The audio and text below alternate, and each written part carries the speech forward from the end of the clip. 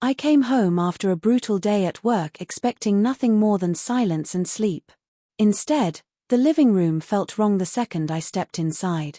Lisa sat on the couch with a smug, almost gleeful expression. Beside her lounged a man I didn't recognize, poised, cocky, and smiling like he'd already staked a claim. On the coffee table lay a neat stack of papers. "Welcome home, darling," Lisa said, as if everything were perfectly normal. I didn't sit. I didn't even take off my coat. My gut told me I wouldn't be staying long. Lisa pushed the papers toward me with a satisfied smile. "We have something exciting to discuss."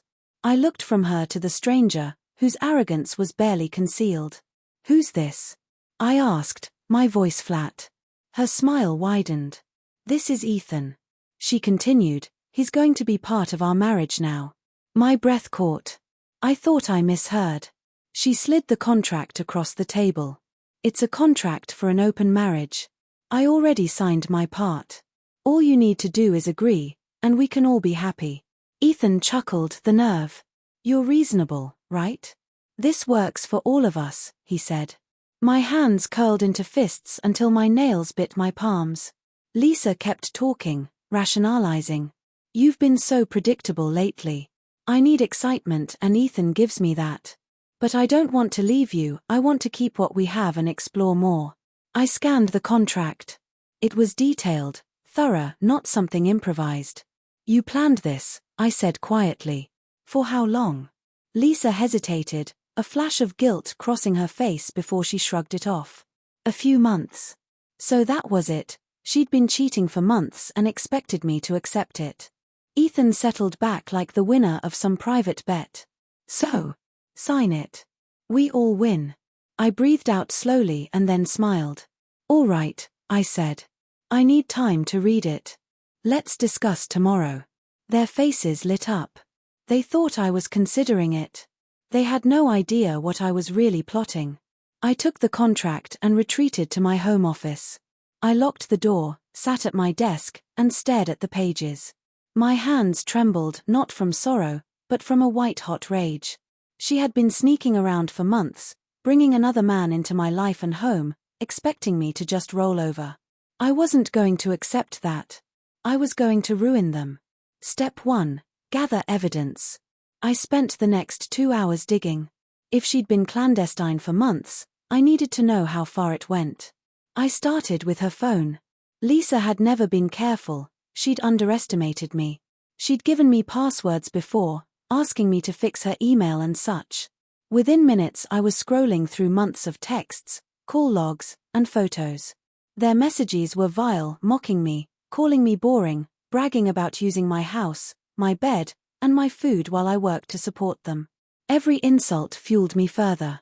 Then I found something useful: Ethan's full details, last name, workplace, social profiles.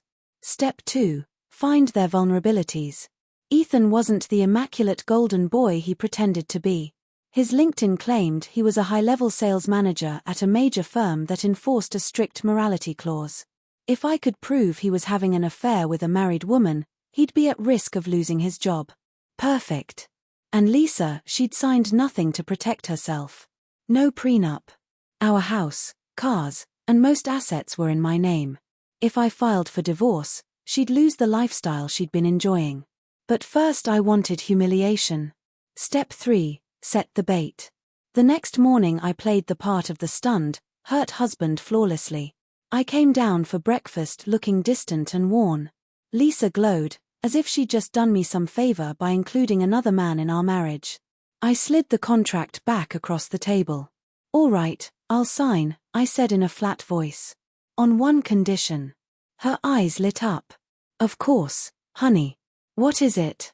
I smiled thinly. "One last romantic evening. Just you and me, no distractions." She paused. "Ethan was not part of this plan. A farewell to our old marriage," I said. She bought it. She had no idea she'd just agreed to her own undoing. That day I took off work and hired a private investigator who specialized in marital surveillance.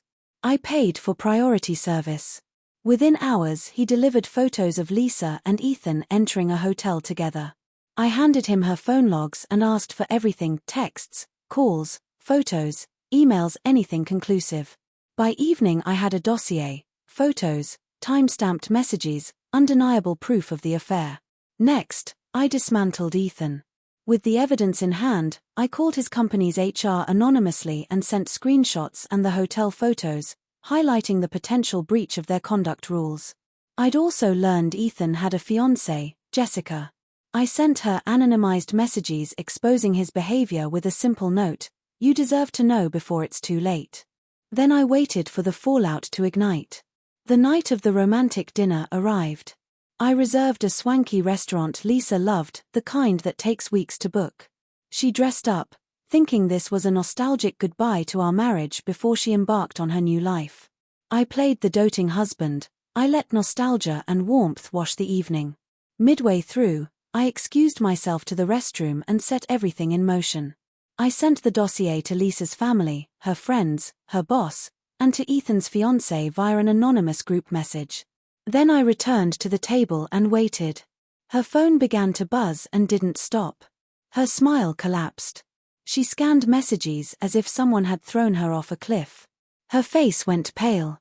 Her hands trembled. Calls came in: her mother, her employer. She stared at me, horror dawning. "What did you do?" she stammered. I leaned back, swirling my wine. "You wanted honesty and openness," I said coolly. "I just made sure everyone was, well, honest." Her phone screamed with notifications. Her mother's voice cut through the loud restaurant as if she were standing next to us. "What on earth is wrong with you? How could you do this to the family?" I listened as Lisa tried to explain, but her mother was beyond reason. Her world was collapsing in real time. Her hands shook as she ended the call. I sat calmly and watched her unravel. "Please," she begged, "we can fix this." I almost laughed. "Fix it?" She'd brought another man into our house and shoved a contract at me like I was supposed to accept being cheated on. I raised a hand for silence. "Stop." Her lip quivered. I leaned forward and spoke slowly. "I am done with you. I already filed for divorce this morning." Her head snapped up. "What?" she muttered. I smiled. "And no, you're not getting a cent." Her face drained. "Oh, you didn't read the contract carefully," I added. "By signing that, you admitted to being unfaithful, which triggers the prenup's penalties." Color left her face as the implications settled in. I stood, produced an envelope, and placed it on the table. Inside were the divorce papers and a letter from my attorney. "You'll be served formally by the end of the week," I said. She gasped for breath. "I didn't mean," she started. "You meant every single word," I cut her off. "And now you'll live with the consequences." Her phone rang again. It was Ethan. I listened as he screamed through the line, furious and panicked. "What the hell did you do, Lisa? Jessica dumped me. My boss is on my case. My life is ruined." Then he hung up. Lisa stared at the dead phone in disbelief. "He left me," she whispered. I leaned in for the final blow. "You gave up your marriage, your family, and your reputation for a man who dumped you in a minute." I grabbed my coat and headed for the door. Before I left, I glanced back. "Enjoy your open relationship," I said softly. Then I walked out, for good this time. Epilogue: 6 months later, Lisa had vanished from my life. Her family had cut ties, friends drifted away. Ethan faced the fallout and struggled to rebuild. She was fired within a week of the scandal. As for me, I moved on, stronger and lighter. The best revenge, I found, was simply living well. Was my vengeance justified, or did I go too far? Tell us what you think in the comments. If you love shocking revenge stories, hit subscribe and smash the like for more. Every like, share, and subscription helps us keep delivering the stories you crave. Thank you for your support.